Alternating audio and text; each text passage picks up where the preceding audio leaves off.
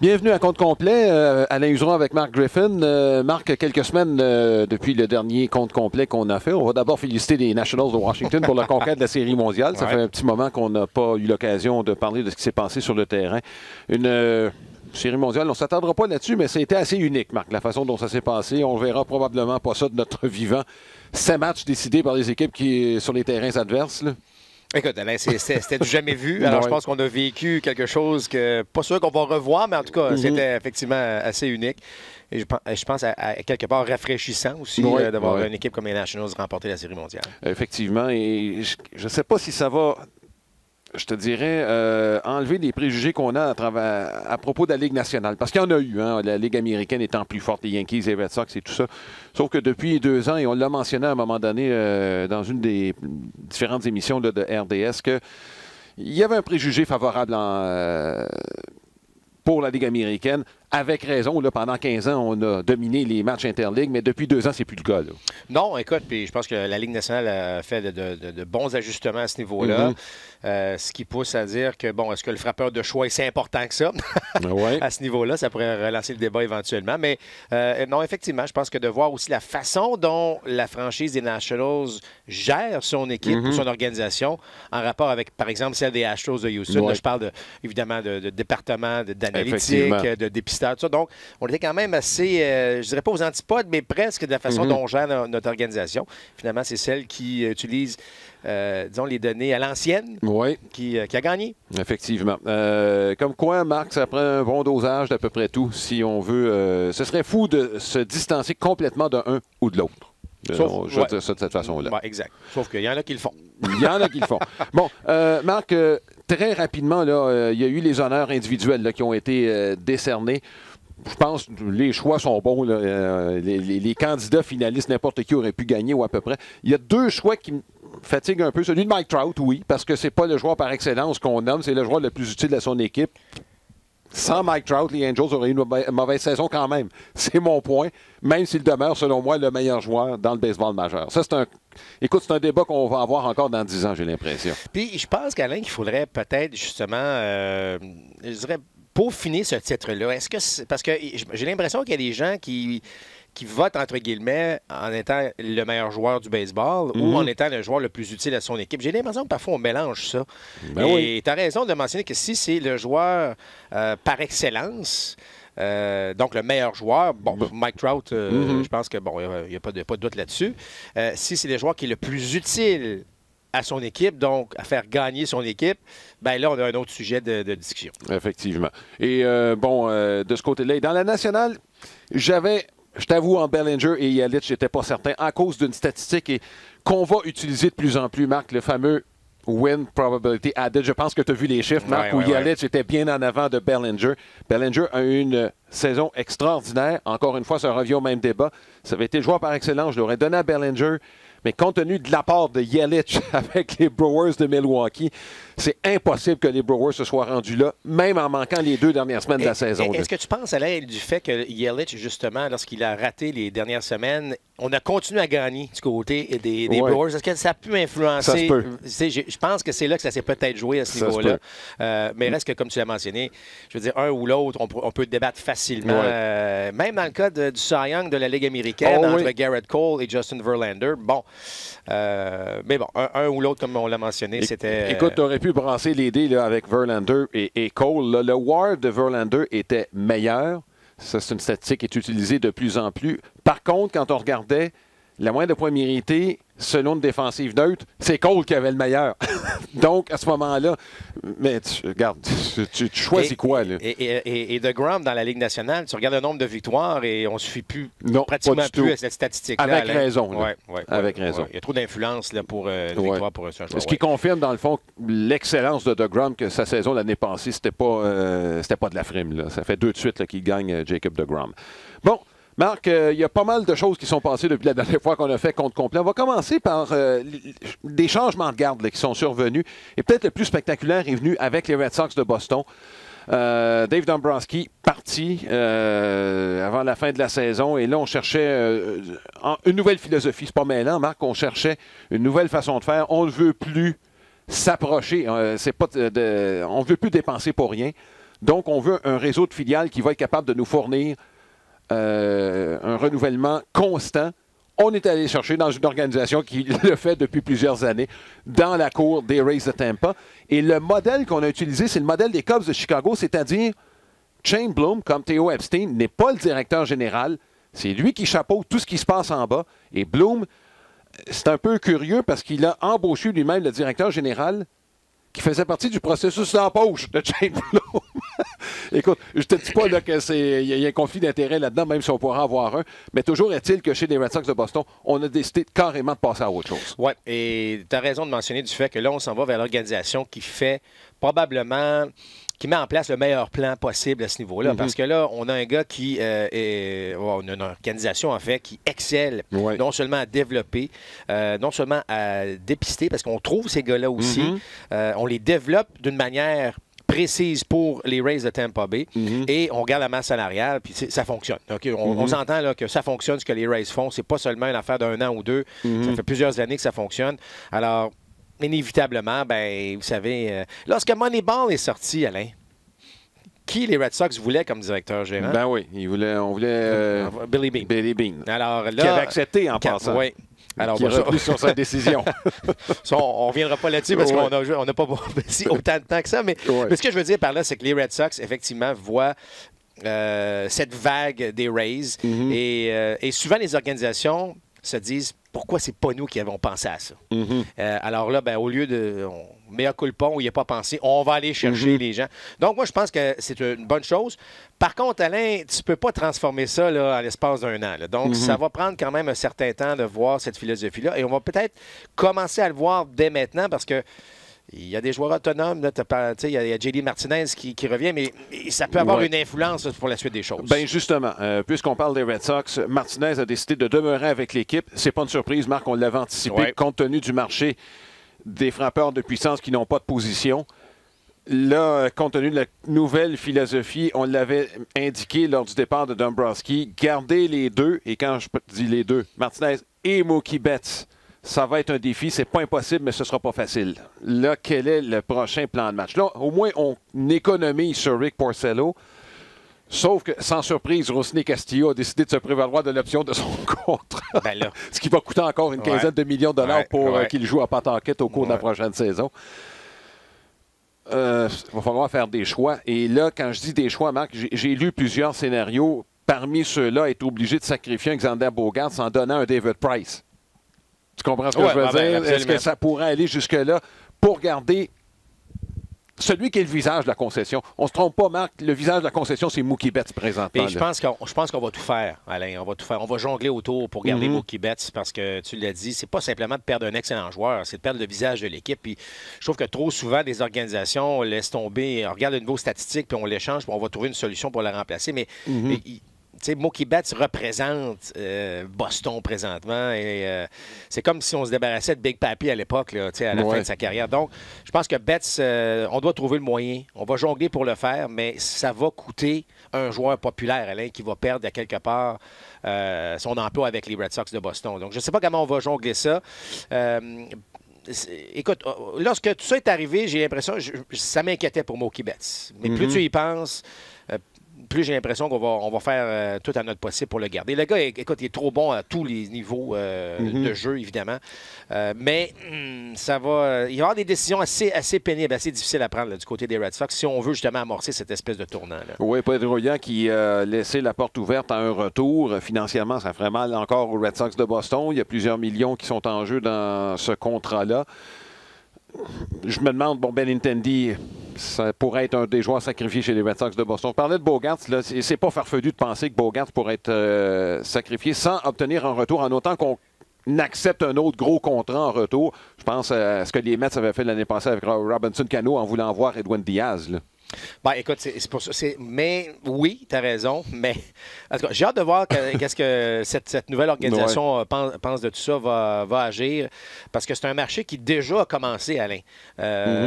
Donc, tu sais, l'hiver, là, ça va vite. Le mois de février, le mois de février approche rapidement. Ce que je veux dire, c'est que On n'aura pas le temps là, juste d'attendre. Puis je pense qu'on est déjà là, à la table de dessin là, pour essayer de trouver des solutions à ça. Là. Bon, on va passer tout de suite aux joueurs autonomes qui ont signé. Il y en a quelques-uns. Et chez les Braves d'Atlanta, on n'a pas perdu de temps. On a eu de la misère avec la relève au cours des 2 dernières saisons. Chris Martin revient. Il était joueur autonome. Je pense que tu es ravi parce que tu as toujours aimé Chris Martin. Oui. Et Will Smith.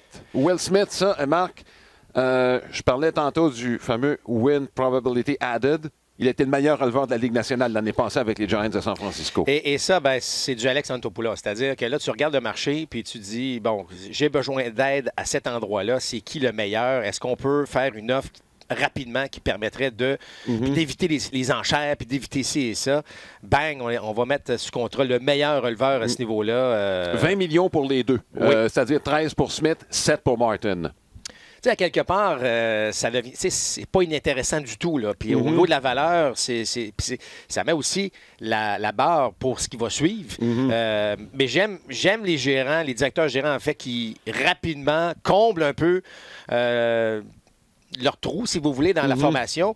Parce que là, comme j'ai mentionné, c'est que là, plus tu avances, si Will Smith était ton plan A, par exemple, ben là, il est déjà parti. Là. Fait que tu es déjà dans le plan B et puis dans le plan C. Donc, j'aime ces organisations-là, donc, dans le cas des Braves ici, qui viennent de combler quelque chose de bien, bien le fun, là, assez rapidement. Les White Sox, je pense, ont de grandes attentes pour l'année prochaine. Ils ont eu une première bonne nouvelle. José Abreu qui a décidé, lui, d'accepter l'arbitrage proposé par les White Sox de Chicago. Un des deux joueurs, on reviendra sur l'autre tantôt, qui est Jake Odorizzi. Abreu était confortable avec les White Sox de Chicago. Ça, c'était assez évident.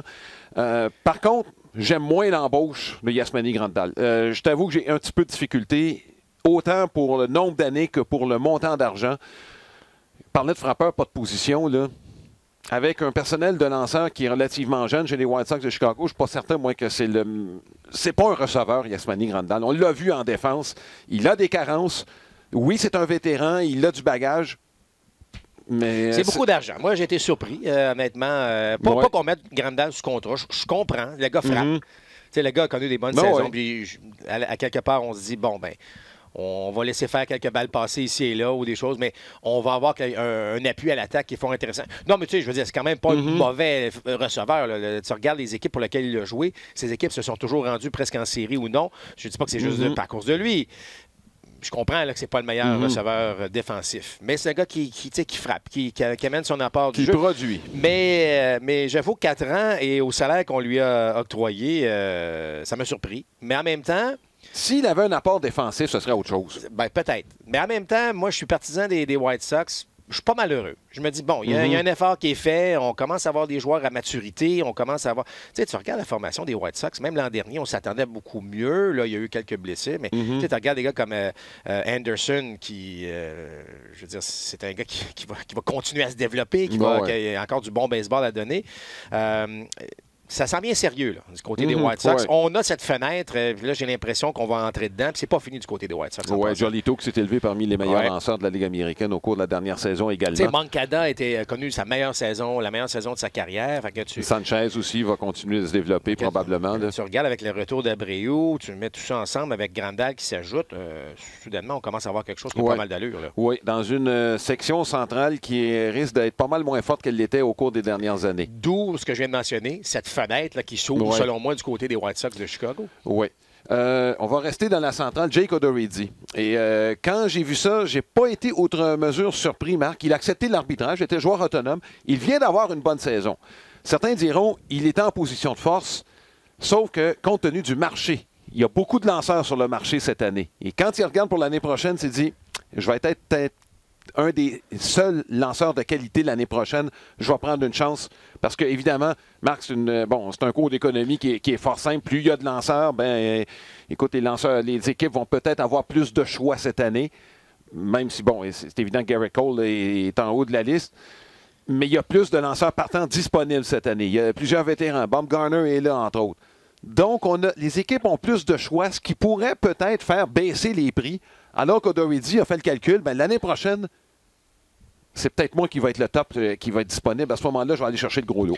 Moi j'aime cette attitude-là. J'aime le gars qui fait ses devoirs. Puis c'est vrai, on doit le faire aujourd'hui, compte tenu du marché, surtout depuis 2 ans, Alain. Que tu sois un lanceur partant ou que tu sois un joueur frappeur de puissance sans position régulière, ou peu importe. faut que tu fasses tes devoirs maintenant, aujourd'hui. Puis ce que j'aime de ça, c'est que le gars se dit, ben là, il faut que j'aille sur le terrain, puis il faut que je donne un rendement qui va me permettre de. Ouais. C'est ça qu'on veut à quelque part. C'est toujours d'avoir le gars qui va donner le rendement, qui va lui permettre de. Et moi, je trouve ça intelligent. Et je pense que les Twins, eux autres, étaient bien heureux de la situation, absolument. Alors, on a réglé ça de bonne façon. À quelque part, on devrait revoir ce genre de situation-là un petit peu plus au cours, à moins que le marché change totalement. Là. Ouais. Mais moi, je n'aille pas du tout ce qui se passe à ce niveau-là. Puis, parce qu'Alain, il y a trop de mauvais dossiers. Là. Moi, je pense, tu sais, je veux dire, je vois le troisième but des Royals de Kansas City qui était avec Moustakas. Qui est encore joueur autonome cette année. Est-ce qu'il va, ça fait 2 années de suite qu'il se fait carrément avoir, entre guillemets, là, sur ses salaires. Pourtant, avec des rendements qui continuent d'être assez impressionnants. Donc, il y a quand même des exemples comme ça que les joueurs voient et se disent, OK, là, un instant, on faut être un petit peu plus prudent, un petit peu plus équipé, mieux préparé à affronter le marché. Puis je pense que Doredi l'a démontré. Oui. Écoute, là, on a parlé de Cole. Il y a Zach Wheeler, Strasburg qui s'est déclaré joueur autonome, Bumgarner, il y en a quelques autres aussi, mais je pense que ce sont les 4 principaux. Là. Zach Wheeler, je serais prudent là, compte tenu de son passé de blessure, même si ses chiffres sont... en fait, c'est pas ses chiffres qui impressionnent, c'est son étoffe. C'est son étoffe. Les équipes ont toujours aimé son bras. Mais la santé, tu l'as dit. Le nombre de manches lancées au cours des dernières années... Tu sais, Alain, c'était un grand risque. Alors, c'est pas un gars qui va avoir un contrat à long terme. Ça, je suis pas mal convaincu de ça. Ah oui?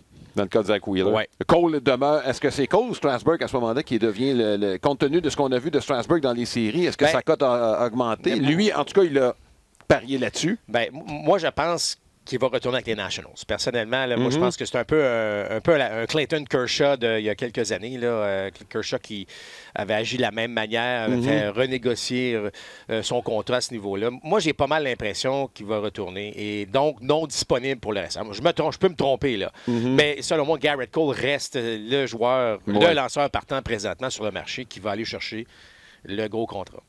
Est-ce qu'il y a une équipe surprise qui pourrait arriver, Marc, et se pointer parmi les équipes de pointe pour aller chercher un joueur Comme Garrett Cole, par exemple? Comme Garrett Cole, une équipe qui pourrait arriver de nulle part. J'ai regardé un peu, Marc. Je ne m'attends pas à ce que les Dodgers bougent beaucoup à cet égard-là. S'ils bougent, en fait, c'est peut-être pour délester un peu, et je pense à Seager, entre autres, parce qu'ils ont quelques jeunes là, qui pourraient... et même Justin Turner, là, je pense qu'on est peut-être prêt à faire une séparation à ce niveau-là. D'ailleurs, le nom d'Anthony Rendon, oui, beaucoup avec les Rangers du Texas, mais les Dodgers sont dans la course pour Anthony Rendon également. Alors, tu vois, il y a des choses qui vont se passer. En faisant du délestage, par contre, du côté des Dodgers. Absolument. Parce que Ryu Santana, bon, je ne l'ai pas nommé tantôt, mais Hyunjin Ryu qui a connu une très, très bonne saison, en fait, là, qui fait partie du nombre de partants. Et tu vois, ça fait 5 déjà de partants de haute qualité. Quand on dit Odorizzi, dans ce groupe-là, non, j'aime mieux attendre le groupe l'année prochaine. Je vais avoir un peu plus d'équipe à mes trousses à ce moment-là. Puis ce que ces joueurs-là que tu as nommés souhaitent, c'est de voir Cole signer plus tôt que plus tard. Parce que c'est lui qui va un peu dicter, entre guillemets, le marché. Alors, je ne dis pas qu'on se compare à Garrett Cole, mais tu connais le processus d'arbitrage, Alain, là. C'est-à-dire que... Puis, l'arbitrage, ça, c'est un autre sujet, mais qui a fait très mal au baseball parce qu'ils disent, écoute, moi, je me souviens dans le temps de Ken Griffey Jr. qui signait pour des millions, puis le gars dit, mais je suis 2 fois moins bon, là, que... je peux te avoir 2 fois moins son salaire, mais son salaire de 10 millions. Donnez-moi 5 millions. C'est ça. L'arbitre dit, oui, ça fait du sens, 5 millions, mais tu sais, je valais pas ça, tu comprends? Alors, c'est pour ça que là, on espère que Cole signe tôt. Et là, ça va peut-être dépendre. Mais s'il ne signe pas tôt, là, est-ce qu'on va avoir de l'impatience chez les autres qui suivent derrière et dire, écoute, finalement, nous, on va accepter telle chose. Alors, ça joue dans les coulisses pas mal actuellement. Là. Parmi les équipes surprises, est-ce que tu t'attends à ce que les Blue Jays bougent? Là, moi, je pense que ça va dépendre de l'évaluation qu'on fait des jeunes. Est-ce qu'on pense que les jeunes ont pris assez de maturité au cours de la dernière saison pour être capables de... Parce que moi, j'ai entendu le nom de Gurriel là, qui est dans les rumeurs d'échange. Ça veut dire qu'au champ extérieur, on pense être bien garni. Grichuk est là. Bon, il y a un contrat à long terme, mais il sera là. Il sera là. Ils ont quelques options au champ extérieur. Le champ intérieur, je pense que c'est déjà établi. Est-ce qu'on pourrait se doter d'un lanceur? Parce que ça prendrait peut-être un joueur de pointe là, comme lanceur partant là, chez les Blue Jays. On a entendu Dallas Keuchel qui pourrait atterrir avec les Blue Jays. Moi j'ai tellement de misère à suivre cette organisation-là. Alain, je dis pas que c'est mauvais ce qu'ils ont fait. Je sais pas, la manière qu'ils ont amené les jeunes. Moi, encore une fois, puis je me répète peut-être, mais moi, je trouve que pour que tu veux développer autant de jeunes joueurs, il faut que tu les entoures de quelques gars qui ont été là. Puis je trouve que ça a manqué ça aux Blue Jays de Toronto. Ça va leur manquer aussi, d'après moi, cette année. Mais difficile de savoir est-ce qu'on dépense ou on ne dépense pas. Puis moi, je penche du côté où on ne dépensera pas tant. Moi, je ne pense pas qu'on va signer un Dallas Keuchel. On va aller chercher des lanceurs, je dirais pas de deuxième plan, mais des gars des troisième partants. On va se ramasser avec un paquet de 3-4e partants, puis on va essayer de jongler avec ça. Puis, tu sais, j'ai pas tous les renseignements là-dessus, mais c'est de ce que je vois de l'organisation depuis qu'ils sont en place, cette nouvelle organisation, depuis qu'Antopoulos est parti, là, je sais pas. En tout cas, peut-être qu'on prépare un grand coup, là, mais personnellement, j'en doute. Oui, parce que moi, je pense que ça dépend de l'évaluation qu'on fait des jeunes. Est-ce qu'on est prêt l'année prochaine? Est-ce que ces gars-là vont être capables? Est-ce que Guerrero va être capable de produire au rythme où on s'en attend, ou ça va prendre encore une couple d'années avant qu'il atteigne son plein potentiel? Même chose pour Biggio, Bichette et Thalaise. Mais normalement, Alain, tu devrais savoir déjà qu'est-ce que tu penses. Parce que depuis à peu près la pause du match des étoiles l'an dernier, là, les Blue Jays sont allés chercher une vingtaine de lanceurs. Depuis ce temps-là, que ce soit par le Rule 5 qu'on appelle. Le balotage. Le balotage, des joueurs des ligues mineures. Des échanges. Des échanges ici, des ça. On était chercher une vingtaine de lanceurs partant. Des jeunes, des moins jeunes. Puis on s'est dit, à quelque part, on va se renflouer puis on va peut-être en trouver un là-dedans. Alors, c'est pour ça que moi, je penche du côté que on va aller peut-être se doter d'une coupe de gars. Tu sais, des Marco Estrada de l'époque qu'on va chercher, puis des gars comme ça. Pas des David Price ou des R.A. Dickey là, qui devaient venir aider la cause des Jays à l'époque. J'ai l'impression qu'on s'en va là. Je serais agréablement surpris, par contre, qu'on signe, par exemple, un Dallas Keuchel ou qu'on signe un Ryu ou des gars comme ça qui disent, regardez, on va aller chercher un numéro 1, puis peut-être même un numéro 2, puis là, on va essayer. Mais en tout cas, ça devient difficile. Beau potentiel, évidemment, parce que les joueurs que tu as nommés, puis beau spectacle qui s'en vient, je suis convaincu, là, parce que c'est des joueurs excitants. Mais je sais pas. La direction, tu te rappelles, lorsqu'on avait pris, on avait un mandat de couper, on avait un mandat de réduire, on avait un mandat de ci, de ça. Faut pas oublier qu'on donne encore un peu d'argent à Tulowitzki et à Russell Martin. Plus à Russell Martin, c'est terminé. Mais tout ça pour dire qu'il y a encore un peu d'argent qui est garoché à gauche, à droite. Là. Ouais. Je pense que les équipes qui pourraient surprendre, ce sont les équipes justement dans la position des Blue Jays de Toronto. Et encore une fois, est-ce qu'on va attendre une autre année avant de bouger de ce côté-là? Parce que je pense aux Padres de San Diego, entre autres. Eux pourraient faire un gros coup en faisant l'acquisition d'un gros lanceur partant parce qu'ils ont quelques bons jeunes bras. Ça prendrait la locomotive pour tirer tout le monde. Oui, bien ça, c'est une des équipes. On l'a tenté il y a quelques années. Rappelle-toi qu'on avait mis ce contrat Kimbrel, puis on avait mis un paquet de joueurs sur contrat. Matt Kemp, ça avait très mal tourné. Là. Mais ça reste que là, tu as Machado et Tatis Junior du côté gauche. Je pense que là, on est seul. Il y a une bonne équipe. Osmer au premier but. Tu as une bonne équipe de balle du côté des Padres. Ça, c'est une équipe qui pourrait... Puis on espère toujours que les Padres deviennent une équipe qui peut facilement rivaliser avec les Giants et les Dodgers et les Diamondbacks. Ils ont le potentiel de le faire. J'ai l'impression qu'on a une attitude qui, en tout cas, de la direction qui permettrait d'aller un petit peu plus loin. Ça, par exemple, je serais pas mal moins surpris d'avoir un ou deux bons lanceurs. Mais encore une fois, est-ce qu'on attend le fameux marché? Est-ce qu'on étire ça, rappelle-toi, là, jusqu'à la fin, puis se dire, peut-être qu'on va aller chercher un bon, je dirais pas à rabais, mais beaucoup moins cher qu'anticipé. Il y en a plusieurs sur le marché. Il s'agit de savoir combien d'équipes, évidemment, seront intéressées. Parmi les équipes qui pourraient être intéressées, il y a les Yankees de New York, mais ils ont déjà pris quelques décisions. Une de celles-là, c'est d'avaler la dernière année du contrat de Jacoby Ellsbury. Je trouve ça triste dans un certain sens, Marc. On l'a embauché, il était déjà hypothéqué, rappelle-toi, blessure à une épaule qui lui a enlevé toute la puissance qu'il avait alors qu'il était avec les Red Sox de Boston. Pas du tout le même joueur. A eu une saison potable et par la suite n'a pratiquement pas joué depuis les 2-3 dernières années. Il y a peut-être une équipe qui va prendre une chance au salaire minimum au camp d'entraînement avec Jacoby Ellsbury. C'est une fin de carrière un peu triste. Oui, bien écoute, Alain, effectivement. Hypothéqué. Parce que ce qui est triste, c'est que c'est probablement un des pires contrats octroyés de l'histoire du baseball. C'est quasiment ça, là, parce que là, tu regardes le rendement, tu regardes le salaire, tu dis, ça quasiment... En fait, c'est pratiquement gênant pour lui. Ouais, en fait, je lisais la liste de chez les Yankees de New York et on revenait même à un Carl Pavano qui n'a rien donné aux Yankees de New York. On avait embauché à gros prix. Là, puis Keigawa également, qu'on avait embauché du Japon et qui n'a absolument rien donné. Les Yankees en ont quand même donné quelques-uns de ces contrats-là. Ben oui. Mais écoute, celui-là, c'est sûr qu'il était spectaculaire compte tenu qu'il venait des Red Sox de Boston. Ben là, écoute, on ravale la dernière année, plus évidemment, on rachète le 5 millions l'année suivante. Donc, ça fait quoi, un 26 millions là, qu'on ravale puis qu'on s'en va dedans. Mais je pense que la décision c'était la bonne. Là, de couper les ponts de façon définitive. Ce qui est triste, par contre, ce qui est peut-être encore plus triste, tu parles du mot triste, c'est Greg Bird. C'est que là, Greg Bird s'est terminé du côté des Yankees. Moi, je pense que quelqu'un va aller chercher. Au moment où on se parle, là, on est dans les heures où les équipes pourraient aller chercher. Il y a 2 joueurs qui, en fait, ont été sortis, puis je pense que les 2 vont trouver preneur, moi. Greg Bird et Nestor Cortés. Oui, non, absolument. Absolument. Greg Bird, écoute, je ne dis pas que c'était le sauveur à un moment donné, mais on se disait que c'est le prochain premier but des Yankees. Il a sa place. On a tout fait pour qu'il ait sa place. Il a rendu de fiers services à un certain moment donné, mais bon. Quand il jouait. Quand il jouait, c'est ça. C'est ça. C'est malheureux parce que, tu sais, vous savez, les blessures, tu ne choisis pas d'avoir des blessures. Tu ne choisis pas d'être malchanceux parce que tu regardes, c'est frappé une balle fausse sur le pied, puis ça a complètement changé la carrière de Greg Bird. Alors, mais je suis convaincu, je suis d'accord avec toi. Il y a quelqu'un qui va courir le risque avec ces gars-là. Ces gars-là vont trouver des emplois, assurément. Ouais. Dans le cas de Cortés, les Orioles de Baltimore l'avaient repêché dans le fameux repêchage des joueurs professionnels du mois de décembre. Oui. Je te dis pas que les Orioles vont encore une fois le ramener. Bon, ils l'avaient redonné aux Yankees parce qu'ils ne pouvaient pas le garder dans le 25 joueurs, mais moi, ce que j'ai vu de Cortés me laisse penser qu'il y a une équipe comme les Orioles qui pourrait prendre une chance avec ce gars-là. Il y a eu plusieurs changements de gérants. Directeur général Ben Cherington qui prend du service avec les Pirates de Pittsburgh à la suite du congédiement de Neil Huntington, ancien des Red Sox de Boston. On a cassé du sucre sur Cherington, mais une bonne partie de la Série mondiale de 2018, il faut peut-être lui donner le crédit. Un des contrats qu'on lui avait reproché, c'est celui de Rick Porcello. Et tout de suite après le congédiement de Cherington, Porcello gagne le Cy Young.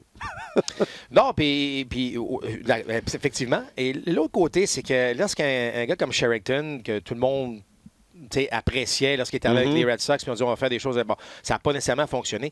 Mais le gars aussi a pris du recul de ces décisions-là, puis a observé, puis a fait ci, puis ça. Puis je suis convaincu que ça devient des meilleurs directeurs gérants par la suite. Parce que, OK, on a fait une faute là, peut-être qu'on aurait dû agir d'une manière X, Y, Z.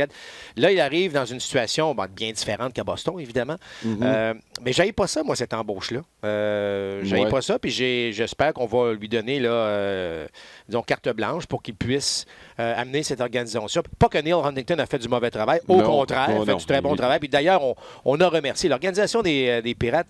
Autant on a remercié Clint Hurdle et Neil Huntington. Mais compte tenu, Alain, de tout ce qui s'était passé avec les Pirates cette année, c'était assez évident qu'on allait, disons, changer la garde à ce niveau-là. Et c'est pas fini. On recherche un instructeur des lanceurs. Toujours pas pour Ray Savage.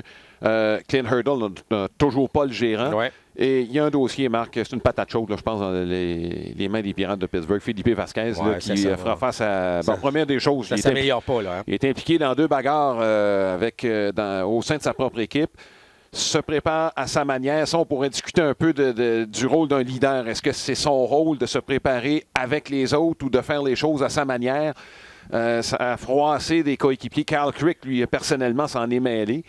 Et et dans le cas de Vasquez, aux prises avec des problèmes judiciaires liés à avec des photos en tout cas des photos en matière pornographique avec des mineurs. Là. Bon, écoute, c'est important. C'est une patate chaude qu'on a dans les mains. Moi, je pense qu'Alain, il faut se débarrasser. Là. Je regarde les accusations au niveau criminel. Tu ne veux pas être associé à ça. Écoute, j'espère qu'on va l'aider, qu'on peut le supporter un peu là, dans ça, mais si c'est... S'il est coupable de tout ça, puis on dirait que plus le temps avance, plus on en apprend, puis plus c'est pas très joyeux ce qu'on entend là-dessus. C'est pas comme ça que tu veux commencer ton terme avec les Pirates de Pittsburgh. Il y a d'autres choix à fouetter, tu l'as mentionné. Il faut trouver un gérant, il faut trouver un paquet d'instructeurs. Il faut pratiquement retrouver une nouvelle vision là, du côté des Pirates de Pittsburgh. Mais je pense que Sherrington, c'est un bon embauche. J'ai bien l'impression qu'il pourra faire le travail. Mais encore une fois, c'est comme n'importe qui arrive. Tu as un mandat de 3-5 ans, puis il va falloir être patient avec ça. Si Polanco et Marté peuvent passer une saison complète sans être blessés, ça aiderait un peu. Là. Ouais, c'est pas arrivé souvent. Hein? C'est pas arrivé souvent dans une équipe qui est un peu plus fragile. Tu peux pas te permettre de perdre des joueurs de ce calibre-là. Dans les autres gérants qui ont été embauchés, Mike Matheny avec les Royals de Kansas City, je ne déteste pas ça, Marc. Je te l'ai mentionné. Mes attentes un peu plus élevées avec les Royals de Kansas City. Il y a quelques bons jeunes de ce côté-là. Je ne m'attends pas à ce qu'on compétitionne cette année, quoique on peut avoir des surprises dans la centrale de l'américaine cette année. Les Padres, c'est peut-être celui qui a le plus gros mandat avec David Ross, avec les Cubs de Chicago, compte tenu des attentes des deux équipes. Là. Ben, écoute, Alain, c'est intéressant. C'est intéressant ce qu'on l'a vu, parce que Matheny est quand même un gérant qui a... Il a une feuille de route intéressante. Exactement. C'est un gars, un ancien receveur, feuille de route intéressante, de l'expérience. On avait Ned Yost, un gars d'expérience. On ramène un gars d'expérience. C'est pas mauvais du tout. Moi, Matheny... pas le gars le plus sympathique au monde, mais quelque part, a fait du très bon travail avec les Cards de Saint-Louis. Bon, Joe Madden avec les Angels, donc un gars d'expérience qui remplace un gars d'expérience. Socha qui était là pendant tant d'années. Donc, ce sont deux philosophies complètement différentes, Madden et Socha. Là. Oui, mais c'est pas la nouvelle garde. C'est pas un Carlos Beltran, par exemple, ou un David Ross. Alors, tu vois, on est aux extrémités là, totalement. On a des gérants d'expérience qu'on décide de faire un bout de chemin avec ces gars-là, puis d'autres organisations qui vont vraiment avec l'inexpérience, donc des joueurs... Les Padres avec A.J. Preller. Bon, alors, tu as les Padres avec Preller. Ben, encore une fois, je reviens avec David Ross, je veux dire, aucune expérience comme gérant. Carlos Beltran, qui n'a aucune expérience. Ça, c'est le succès d'Aaron Boone. Moi je pense que c'est ça qui a fait des petits. Là. Ben, absolument. C'est souvent ça, mais par contre, ça n'a pas toujours été le cas. Là. Il y a des gérants qu'on a engagés rapidement, puis regarde ce que Robin Ventura avait fait à l'époque, mais peu importe. Mais donc, c'est intéressant de voir des organisations qui s'en vont vraiment dans des directions différentes pour leur choix de leur gérant. Mais quelque part, je n'haïs pas ce qui s'est passé. Je trouve ça quand même. Est-ce que Madden peut faire des miracles? Non. Madden va être bon avec les Angels, mais ça va prendre quelqu'un d'autre pour appuyer, évidemment, Mike Trout. Madden ne pourra pas... Ça va prendre des lanceurs partants en santé. Bon, alors, tu comprendras. Puis j'espère pour lui qu'il va avoir un personnel de releveur plus intéressant qu'il a avec les Cubs de Chicago. Mais ça, c'est un autre sujet. Ça ne devrait pas être un problème, ça. Mais celui sur lequel je veux peut-être m'attarder un peu, c'est Carlos Beltran. Parce que là, Carlos Beltran, excellent joueur, évidemment, carrière exceptionnelle, pouvait tout faire sur un terrain de balle.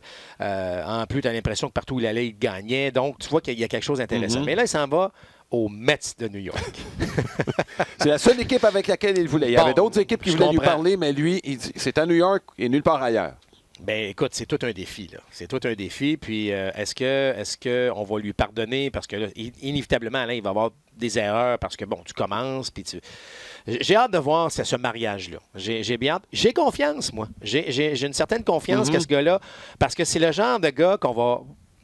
Du côté des journalistes, des partisans, on va lui pardonner, justement. J'ai l'impression que c'est le gars, regarde, vas-y, fonce. Bon, c'est pas après 2-3 ans, si ça ne fonctionne pas, on va faire comme n'importe qui, on va crier après, puis on va dire qu'il n'est pas bon, là. Mais j'ai l'impression que ça peut être un mariage intéressant, moi, ça. Est-ce que c'est le genre de gars qui pourrait réveiller... Bon, je parle le milieu de l'avant-champ, là, en défense, ça a été horrible l'année passée. Il ne peut pas faire de miracle. Il ne pourra pas faire de miracle. Mais, avec Cano et Rosario. Là. Mais j'ai quand même l'impression... Tu sais, bon, chaque année, lorsqu'on fait nos prédictions, on regarde les Mets. C'est tout le temps la même chose. Très bonne équipe, mais il va se passer quelque chose. Mais. Là, j'ai l'impression que Carlos Beltran pourra peut-être faire en sorte que tout le monde va ramer dans le même sens. Je ne sais pas. Je te dis ça, là, vraiment, c'est une opinion très personnelle, mais j'ai l'impression que c'est un mariage qui va être le fun, ça. En tout cas, qui va peut-être permettre aux Mets de se stabiliser un peu, d'éviter justement les espèces de scandales de tout ce que tu veux, puis de se concentrer sur... Il y a un potentiel fou. Écoute, là, on n'a même pas fait d'embauche de joueurs autonomes encore. Et tu regardes l'avant-champ, on sait déjà qui seront les 4. Là, J.D. Davis va jouer au 3e probablement l'année prochaine avec Rosario, Cano et Alonso au 1er. Et Brandon Nimmo et Conforto seront au champ extérieur. Donc, tu as déjà pratiquement ton équipe qui est faite sur le terrain. DeGrom revient. Syndergaard devrait revenir. On a Steven Matz. Et je pense que Seth Lugo, finalement, va avoir sa chance comme lanceur partant chez les Mets de New York. tu as une fondation solide, et je te dirais plus solide que celle des champions de la Série mondiale, au moment où on se parle. Oui, non. Tu as raison. Mais ce que Beltran va apporter, puis ce que je mentionnais, c'est qu'il va apporter justement cette... stabilité? Oui. Parce que tu voyais, tu sais, des gars comme Callaway qui était là, ou... Écoute, tu nommes la liste des 3-4 derniers, mais il y a toujours quelque chose, avant même qu'on prenne l'équipe en place. Alors, donc, j'ai l'impression que Beltran pourrait faire, moi, une différence. J'ai hâte de voir ce que Kepler peut faire avec les Giants. Oui. Écoute, lui, il avait déjà une familiarité avec la haute direction des Giants. Ça n'a pas été une surprise quand on l'a embauché là-bas. Non, mais tu sais, moi, j'ai pas nécessairement haï ce qu'il a fait avec les Phillies de Philadelphie. Je dis pas que... Il a été très critiqué là-bas. Hein. Très critiqué dès le départ, rappelle-toi. Ça faisait 4 matchs, 5 matchs, puis déjà, on disait que ça n'avait pas de bon sens ce qu'il faisait. Ouais. Mais c'est peut-être pas fou. Il est peut-être pas fou, ce gars-là, puis je vais lui donner sa chance avec les Giants. Encore une fois, il n'y a pas nécessairement une équipe là, qui va lui permettre de gagner le championnat l'année prochaine, mais ça peut devenir fort intéressant. Dans une atmosphère plus familière pour lui, là.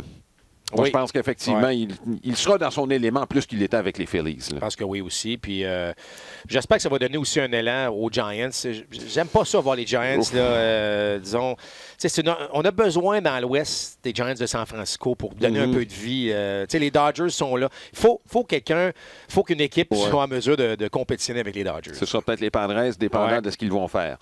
Dernier sujet, Marc, et c'est pas le moindre là, parce que ça a fait énormément jaser depuis la fin de la Série mondiale, c'est-à-dire les soupçons de tricherie des Astros de Houston. Ça a pris une proportion, je pense, insoupçonnée, bien franchement.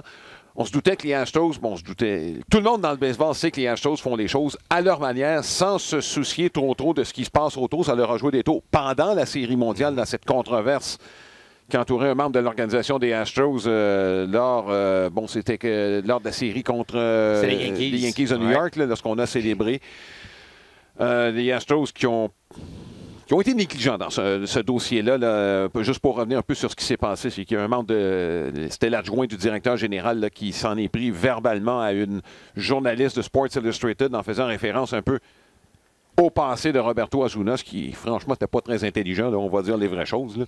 L'autre chose moins intelligente, c'est qu'il crie qu'on a-tu bien fait de mettre Osuna sous contrat quand il venait, il venait de saboter. En plus, il venait juste de saboter l'avance des siens à ce moment-là. Donc, oui, on a très mal paru du côté des Astros à ce niveau-là. Et certains ont prétendu même que c'était un signe de l'arrogance qui titille les autres équipes du baseball majeur. En tout cas, une chose est sûre, c'est que là, tu as vu les évidences. Hein? Tu as vu. Ça, c'est des anciens membres des Astros de Houston. Michael Fiers, qui était le plus virulent du groupe. Là. Oui, mais là, lorsqu'on a entendu Fiers mentionner ça, tout le monde a pris. On a pris le relais. En fait, oui, mais on a pris des vidéos, puis on a commencé à observer, puis tu entends clairement le bang-bang sur la poubelle. Évidemment, si c'est un tir, une balle à effet ou non. Donc, je pense que, puis d'ailleurs, le commissaire, va étudier ce qui s'est fait en 2017, mais également en 2018 et 2019. Ceci étant dit, vous savez, la tricherie, entre guillemets, fait partie du baseball depuis... Depuis que ça existe. Écoute, depuis que ça existe. Hein? Et Babe Ruth avec les longues vues, puis le bad boy qui s'en va au champ, puis qui fait des 5. Dans les années 50, on a trouvé des fils au stade des Giants de New York là, qui partaient du champ extérieur là, et qui allaient jusque dans l'abri, en dessous du gazon. Là. Alors, tu sais, je veux dire... Puis je vous dis pas que c'est correct, je vous dis juste que c'est comme ça que ça fonctionne. Moi, je me souviendrai toujours, tu sais, t'es au deuxième but, puis tu essaies de décoder, savoir c'est quoi les signaux. Puis dans le pire des cas, tu pourras au moins dire à ton frappeur si le tir va être à l'extérieur ou au coin intérieur. Tu sais, je veux dire, t'as la vue. Donc, il y a toujours des manières de trouver des solutions. Je me souviens même qu'à un moment donné, il y a un gars qui était blessé, puis notre gérant disait au gars blessé, observe l'instructeur au troisième, puis essaie de le trouver, voir c'est quoi les signaux. Fait que si tu trouves le signal du vol de but, on va commander des tirs à l'extérieur, on va pincer les voleurs de but. Donc, je veux dire, ça fait partie de trouver. Puis c'est pour ça qu'il y a des signaux. Tu sais, tout le temps, les gens me demandent c'est quoi ces signaux-là de l'instructeur au troisième. Puis rappelle-toi, il y a 2 ans, les Red Sox s'étaient fait prendre avec la fameuse iWatch pour les frappeurs droitiers qui regardaient dans l'abri puis qu'on faisait un signe, c'était une balle à effet ou non. Tout le monde cherche à. Là, les Astros se sont fait prendre. C'est pas la seule équipe. Mais là, ils se sont fait prendre. Puis, compte tenu de ce qui s'est passé, ce que tu as mentionné, on est plusieurs équipes qui sont contents que ce soit les Astros qui se sont fait prendre. Mais là, tu sais, d'embaucher un gars en particulier, une espèce de caméraman, parce que vous savez, ce qu'on appelle les fameux feeds de télévision, là, il y a toujours un mini délai entre ce qui se passe en direct. Aussi minime soit-il, tu n'as pas le temps de transmettre le signal parce qu'il y a ce délai qui peut être une seconde, mais qui ne donne pas assez de temps. Là, on avait ce qu'on appelle un feed direct. Donc, on avait vraiment les signaux du receveur, puis aussitôt que le lanceur acceptait, on savait qu'est-ce qui s'en venait. Donc, on a poussé ça à la limite. Là, on a poussé ça vraiment à la limite. Ce qui fait que là, j'ai l'impression que le baseball va dire assez, c'est assez. Moi, j'ai l'impression qu'on va punir. Par contre, le problème, Alain, c'est que je ne voudrais pas généraliser, mais pas mal tout le monde le fait à sa manière. Et là, tu entres dans un terrain bien glissant parce que là, si tu punis les Astros... Là, les Blue Jays, te rappelles-tu, avaient été accusés de ça. Ben absolument, absolument. Dans le temps de José Bautista. Là. Mais bon, je veux dire, c'est sûr que quand tu te fais cogner, tu arrives dans une série, exemple à Toronto, puis tu te fais, les lanceurs se font cogner. La première chose qu'ils vont dire, d'après moi, ils trichent. Tu comprends ce que je veux dire? C'est parce qu'on sait que nous, on triche, puis on sait que ça a un avantage, ça peut avantager nos frappeurs. Moi, la question que je me pose du côté des Astros, c'est que là, on est allé voir A.J. Hinch. Hein, on est allé voir... Puis, non, pas au courant de ça. Pas au courant de ça. Ça me tétille un peu. Parce que, à quelque part, le gérant, il faut qu'il soit... il ne peut pas être au courant de ça. Peut-être que c'est pas lui qui a demandé ça, mais il ne peut pas être au courant de ça. Fait que c'est un dossier bien plate pour le commissaire du baseball. Tu fais quoi avec ça? Parce que est-ce que tu dis, écoute, je veux dire, ça fait partie du baseball. Puis les gens qui me demandaient, c'est quoi la différence entre... l'expression tipping les lancers, puis tricher. Ça c'est pas tricher parce que le lanceur, là, encore une fois, il y a quelqu'un qui observe puis qui dit, ben le lanceur, lorsqu'il lance une balle courte, son gant, il est penché d'une manière, puis lorsqu'il lance une balle rapide, il est penché d'une autre manière. Fait qu'il est en train de nous le dire. Alors, ça, c'est de l'information qu'on va chercher. Ce qui est arrivé pendant la série mondiale avec Strasburg, d'ailleurs. Bon, oui. Ben, rappelle-toi même Yu Darvish, lorsqu'il était avec les Dodgers. On avait réussi, d'ailleurs, contre les Astros de Houston. À le décoder. On avait décodé ça. Donc, tu fais quoi avec ça? Tu te dis-tu, bien écoutez, puis moi, là, je vais dire la solution, là, je pense qu'on ne pourra jamais contrôler ça. C'est quoi la solution, Alain? C'est simplement d'aller avec des signaux plus compliqués à chacun des frappeurs. C'est plate pour les lanceurs, c'est plate pour les receveurs, mais d'après moi, c'est la seule manière... Compliquer la tâche de ceux qui veulent vous espionner. Tu sais, je veux dire, puis rappelle-toi, je ne sais pas si tu as vu la vidéo de Farquhar, Danny Farquhar, là. Qui était avec les White Sox à ce moment-là, puis qu'on entend clairement le boum-boum, puis à un moment donné, il s'en aperçoit, demande un temps d'arrêt, va voir le receveur, et là, le receveur s'installe, il n'y a pas de signaux. Enfin, il n'y a aucun signal de donné. Fait que là, il n'entend rien. Il lance un changement de vitesse. C'était Gavish, je pense, qui est retiré sur des prises. Il a l'air fou carrément, puis c'est terminé. Donc, ce que je veux dire par là, c'est que si le baseball majeur décide de dire, ben là, c'est assez, puis on va pénaliser, c'est une chose. J'ai pas de problème avec ça. Mais là, on va s'arrêter où, là? Mais on va s'arrêter où? Alors, je te dis, moi, la seule, ou pratiquement la seule solution pour ça, c'est de dire au receveur, regarde, c'est plate, mais là, on va y aller avec un paquet de signaux à chaque fois pour chaque... Puis on va y aller avec ça. Ouais, c'est l'utilisation de la technologie, je pense, dans la tricherie qui fatigue ou qui... Mais tu vas l'arrêter où, Alain? Tu vas l'arrêter où? Là, tu vas dire aux joueurs, OK, vous n'avez plus le droit d'iPad dans l'abri parce que tu vois ça aujourd'hui. Au lieu d'avoir les cahiers à nous avec des feuilles, là on va sur l'iPad, puis là, on voit le répertoire du lanceur. Bon, on a plein d'informations. Il y a même des gens qui m'ont dit on devrait défendre les petits cartons que les voltigeurs et les receveurs s'amènent sur le terrain pour l'information.